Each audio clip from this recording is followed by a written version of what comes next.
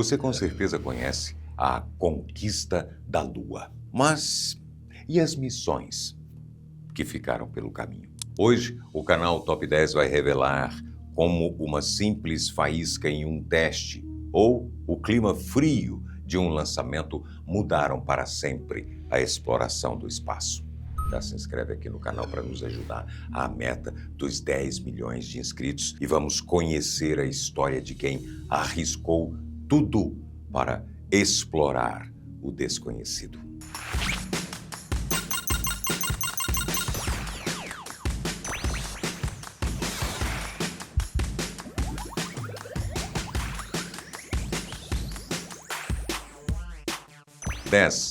Os heróis perdidos antes da linha de Kármán. Quando pensamos em acidentes espaciais, a primeira imagem que vem à mente são grandes foguetes se desintegrando no vazio. O custo humano, no entanto, começou a ser pago muito antes dos Estados Unidos terem tecnologia para enviar humanos à Lua. Durante os anos 50 e 60, a agência espacial precisava entender como o corpo humano e as máquinas se comportavam em velocidades extremas. Para isso, eles recrutaram pilotos de teste militares para voar em protótipos experimentais e altamente imprevisíveis, como o X-15. O X-15 não era um avião comum. Ele era um avião-foguete hipersônico que, na prática, parecia um míssil tripulado. Ele foi construído especificamente para testar o atrito, o calor e as reações humanas antes da criação das naves espaciais. Esses veículos não decolaram de pistas normais, eles eram levados até grandes altitudes e lançados das asas de bombardeiros em pleno voo. O objetivo final era tentar cruzar a linha de Kármán, a fronteira imaginária a 100 quilômetros de altitude que separa o nosso planeta do espaço sideral. Em novembro de 1967, o piloto Michael Adams, um dos pioneiros desse projeto, perdeu a vida quando seu X-15 entrou em um giro sem controle e se partiu no ar. Além disso, o treinamento oficial para as primeiras missões exigia voos diários em jatos supersônicos para manter os reflexos dos astronautas afiados. Entre 64 e 66, os astronautas Theodore Freeman e Elliot See e Charles Bassett, que haviam sido selecionados para voos orbitais do projeto Gemini, morreram em acidentes durante essas missões de treino. Essas perdas iniciais deixaram o recado de que a corrida espacial cobraria um preço altíssimo antes mesmo de sair da atmosfera. 9. Apollo 1, o pesadelo na plataforma 34. No início de 67, a Agência Espacial dos Estados Unidos estava correndo contra o tempo para cumprir a meta do presidente John F. Kennedy, pousar na Lua antes de 1970. O primeiro voo tripulado dessa nova fase se chamava Apollo 1. A tripulação não iria para a Lua. O objetivo era apenas testar a nova espaçonave ao redor da Terra. A equipe foi montada estrategicamente para misturar veteranos e novatos. Gus Grissom era um dos primeiros americanos a ir ao espaço no projeto Mercury e Ed White havia sido o primeiro do país a flutuar fora de uma nave. Para completar o trio, a agência escalou Roger Chaffee, um piloto da Marinha e engenheiro altamente promissor. Ele representava a nova geração de astronautas e ganharia experiência em sua primeira viagem ao espaço para, no futuro, participar dos pousos lunares. No dia 27 de janeiro daquele ano, os três entraram na cápsula, no topo do foguete Saturno B, para um teste de rotina na plataforma, simulando a contagem regressiva. O ambiente lá dentro, porém, era de altíssimo risco. Para economizar peso, a cabine usava oxigênio puro. Os engenheiros subestimaram o fato de que, em um ambiente fechado e pressurizado, com 100% de oxigênio, uma simples faísca cria um incêndio incontrolável. Um curto-circuito em uma fiação exposta debaixo de um assento iniciou o fogo. A escotilha havia sido projetada para abrir para dentro da nave, mas a pressão interna gerada pelo calor travou a porta irreversivelmente. Gus Grissom, Ed White e Roger Chaffee vieram a falecer em poucos segundos, antes que a equipe de solo conseguisse enfrentar as chamas para tentar um resgate. 8. O choque de engenharia que salvou a ida à Lua.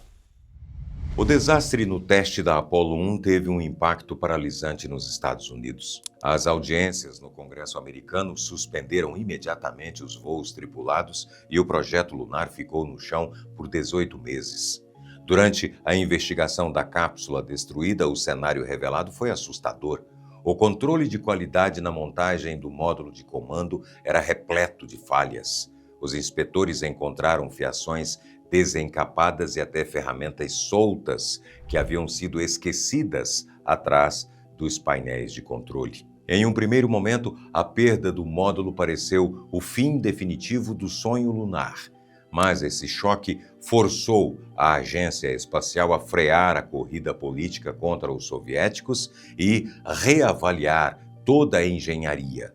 Como já mostramos aqui no canal no vídeo sobre a exploração da Lua, a cápsula Apollo foi totalmente redesenhada do zero. Ela ganhou fiação blindada, tecidos à prova de fogo e, o mais importante, uma escotilha explosiva que abria para fora em apenas 3 segundos. Além disso, o suporte de vida passou a usar uma mistura segura de oxigênio e nitrogênio no lançamento.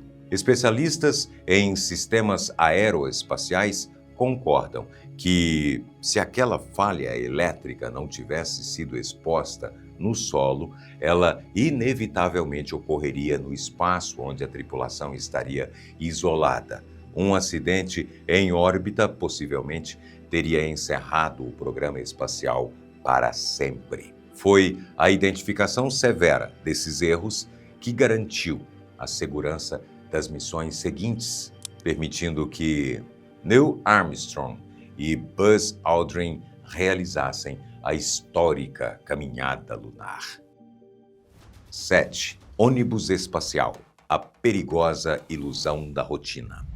Com o fim do programa Apollo nos anos 70, os Estados Unidos precisavam criar um projeto que tornasse o acesso ao espaço economicamente viável. O conceito de descartar foguetes no oceano a cada viagem precisava acabar. Assim, nasceu o projeto do ônibus espacial, inaugurado em 1981 com o voo do Columbia. A proposta era revolucionária. Uma nave que decolava na vertical amarrada a foguetes, entrava em órbita para lançar telescópios ou satélites e voltava, pousando em uma pista comum, como um avião de carga.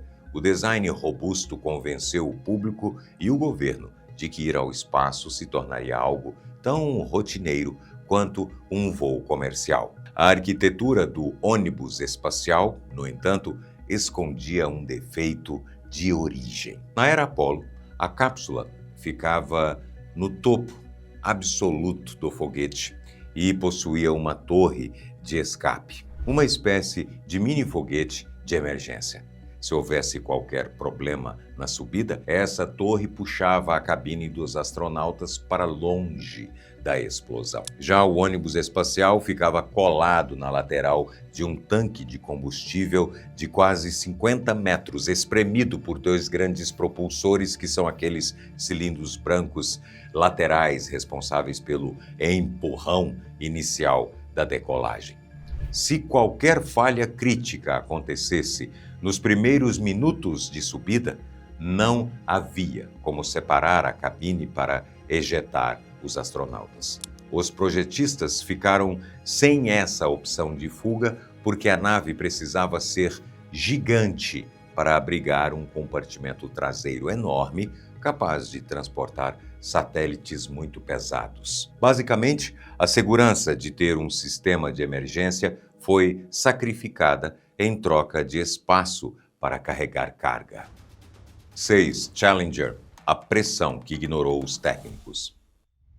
Após 24 voos bem-sucedidos dessa nova frota, a Agência Espacial Americana começou a operar com um perigoso excesso de confiança. Foi nesse clima que eles chegaram amanhã de 28 de janeiro de 86. O ônibus espacial Challenger aguardava a decolagem na Flórida. Além de levar satélites científicos, essa missão tinha um atrativo inédito: o projeto Professor no Espaço.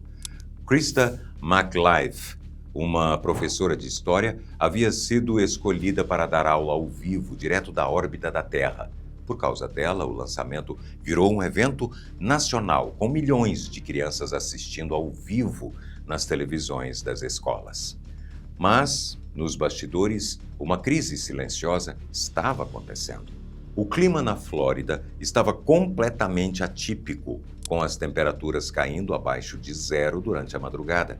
Isso era um perigo extremo para o funcionamento do foguete. Aqueles 2 propulsores brancos laterais não eram tubos inteiriços, eles eram tão grandes que precisavam ser fabricados em cilindros menores e depois empilhados um em cima do outro, para evitar que o fogo vazasse pelas frestas entre um cilindro e outro. A engenharia usava grandes anéis de vedação feitos de borracha. Os técnicos que construíram esses propulsores imploraram para a agência cancelar a decolagem. Eles explicaram que, naquele frio congelante, a borracha ficava dura feito plástico. Ela perderia a elasticidade e não conseguiria criar o selo para segurar o fogo dentro do motor. No entanto, a diretoria do programa estava sufocada por meses de atrasos e pela enorme expectativa do governo em ver a professora no espaço. Ignorando os alertas de segurança, os gerentes exigiram que a equipe técnica parasse de pensar apenas como engenheiros, tomasse uma decisão baseada no cronograma e autorizaram a decolagem. 5. Os 73 segundos de desintegração. A Challenger decolou no horário previsto, impulsionada por mais de 3.000 toneladas de empuxo, que é a força bruta gerada pelos motores para conseguir vencer a gravidade. Nos primeiros instantes, a subida parecia perfeita. No entanto, as câmeras registraram que uma fumaça preta escapou da emenda do propulsor direito exatamente na hora que os motores ligaram. Como os técnicos alertaram, a borracha dura falhou. Conforme a nave tremia e ganhava velocidade, uma fenda se abriu na estrutura de metal. Uma chama de quase 3.000 graus começou a vazar pela lateral, agindo como um maçarico industrial apontado diretamente para o tanque externo de combustível. 73 segundos após deixar o chão, o tanque gigante não aguentou o calor e rompeu. Com a destruição do tanque, a nave foi jogada contra o vento a mais de 2.000 quilômetros por hora. O ônibus espacial não resistiu ao impacto do ar e se despedaçou ao vivo na TV. A cabine reforçada dos astronautas, no entanto, resistiu à quebra. Ela caiu em queda livre por mais de 2 minutos, desde o limite da atmosfera até atingir a água do oceano. Investigações confirmaram que pacotes de oxigênio de emergência foram ligados manualmente, indicando a triste realidade de que a tripulação estava consciente durante a queda. A falha invisível de gestão.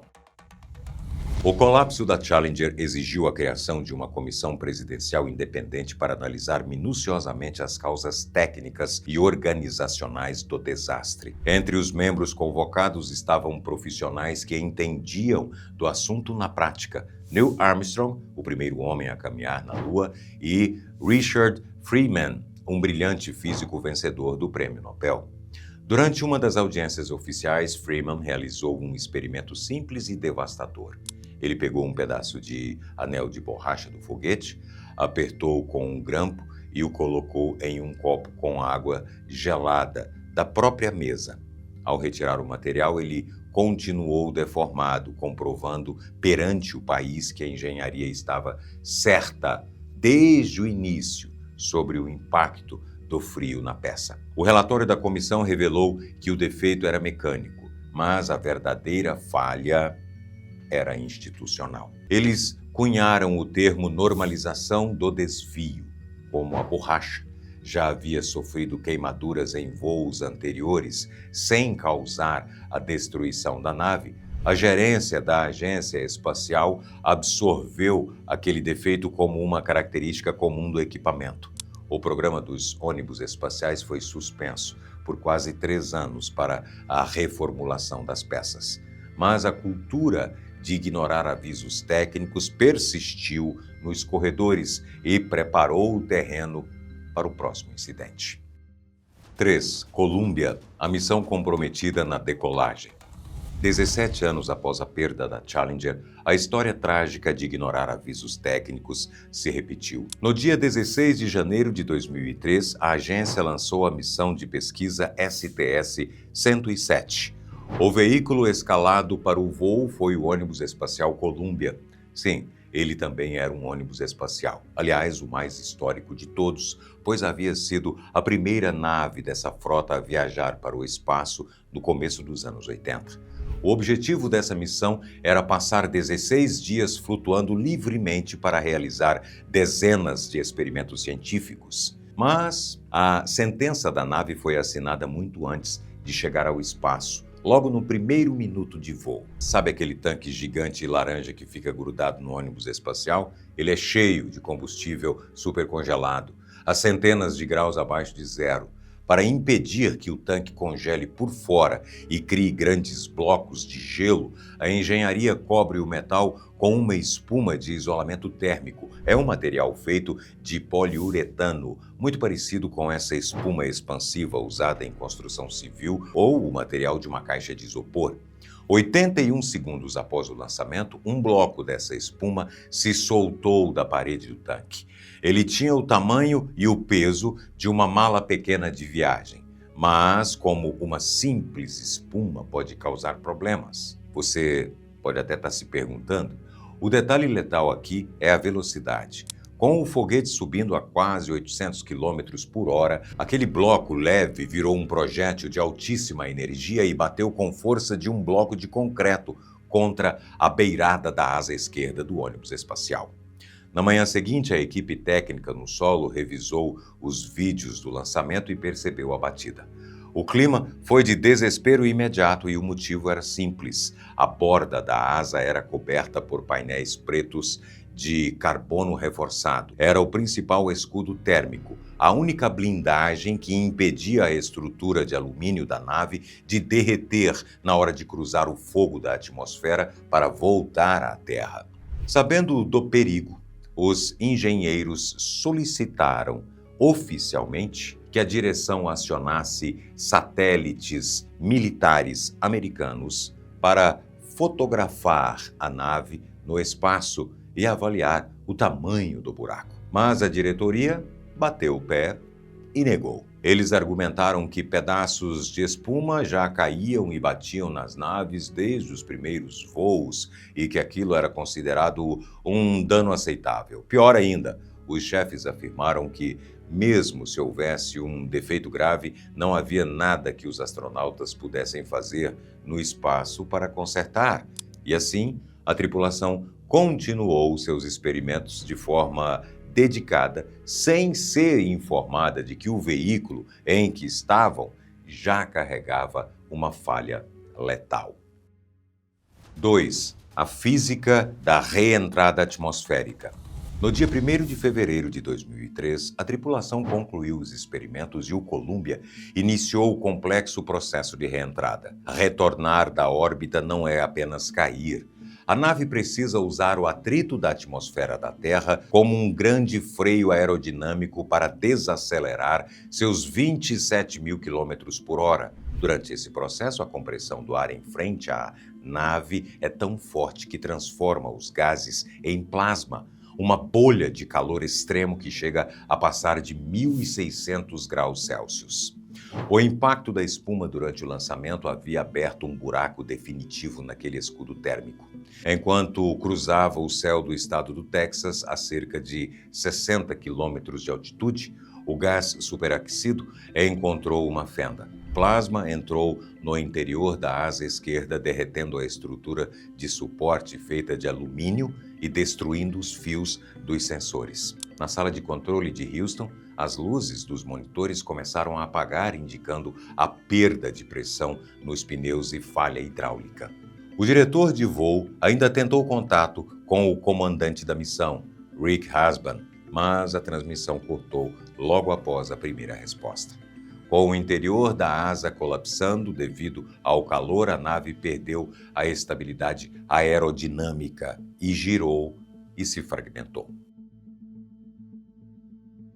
Antes de continuarmos, você gosta de documentários investigativos aqui do canal? A partir de R$ 3,99 você pode se tornar membro. Por isso, demora não, vem fazer parte com a gente. Beleza? 1. O legado e a nova era da segurança espacial. As investigações sobre a tragédia do Columbia deixaram uma conclusão muito clara. A era dos ônibus espaciais precisava acabar. A frota ainda realizou algumas missões que eram essenciais para terminar de montar a Estação Espacial Internacional, mas as naves foram aposentadas para sempre no ano de 2011. Após 30 anos de voos, a agência espacial precisou admitir o erro original de todo o projeto. Colocar a cabine dos astronautas colada na lateral de um tanque gigante era um defeito que simplesmente não tinha solução. E, o mais importante, essas naves modernas corrigiram o erro do ônibus espacial e ganharam sistemas de fuga automáticos. Funciona assim: se os computadores perceberem qualquer anomalia ou risco de explosão nos motores do foguete, mini-propulsores são acionados na mesma hora. Eles arrancam a cápsula do topo e jogam a tripulação para longe do perigo em questão de fração de segundos. No fim, a dolorosa verdade é que a humanidade precisou aprender suas maiores lições através de perdas irreparáveis. Cada regra de segurança que hoje protege uma missão carrega a história de homens e mulheres que entregaram literalmente tudo, até suas próprias vidas, pelo sonho de explorar o universo. Eles não foram apenas heróis da ciência, foram pais, mães e filhos que nunca puderam voltar para casa. Mas é justamente graças à coragem inabalável desses que os astronautas de hoje podem voar em direção às estrelas com a certeza de que, no fim da missão, retornarão a salvo para as suas famílias. Cada contagem regressiva sempre será uma batalha corajosa da capacidade humana contra o impossível. Se essa história tocou você de alguma forma, ou se você aprendeu algo novo hoje, deixe o seu like, compartilha com quem também é fascinado pelo universo e se inscreva no canal para acompanhar as próximas explorações. A gente se vê no próximo vídeo aqui no canal Top 10. Valeu demais!